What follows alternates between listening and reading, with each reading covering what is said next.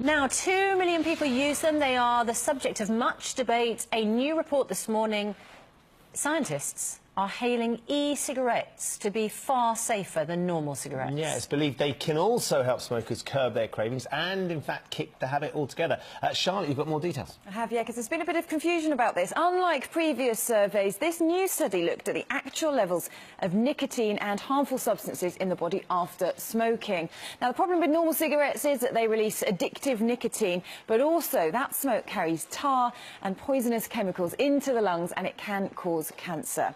E-cigarettes use a liquid containing nicotine and flavourings. Because they don't have any of the toxic elements of normal cigarettes, today's new study shows that users had 97% fewer cancerous chemicals in their body. And the researchers say that they hope their findings will reassure those people who want to quit, but might have been confused by the mixed messages they've heard so far about the safety of e-cigarettes.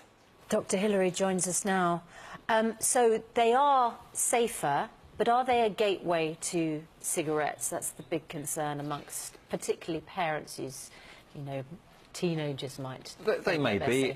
It's fueling that habit of having something in the hand, socially attractive to children who might think this is something to be emulated and copied. However, for those people who are already smoking, and there are 10 million smokers in the UK, this is really good news. This was a long-term study carried out independently at UCL in London, Cancer Research UK funded research, which measured levels of these toxins and carcinogens in saliva and urine of long-term smokers.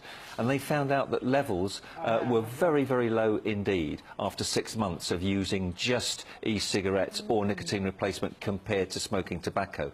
Now, that's really good news, because it's even better news than we had from simulated experiments in the past that suggested that e-cigarettes were much safer than smoking tobacco.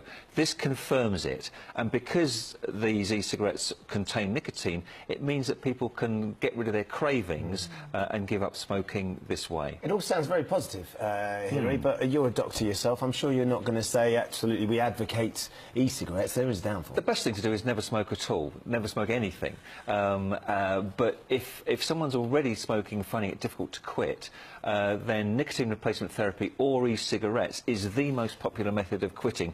But the interesting thing coming out of this survey was that if you continue to smoke some tobacco cigarettes whilst trying to do the transfer to e-cigarettes, the effect is not nearly as useful.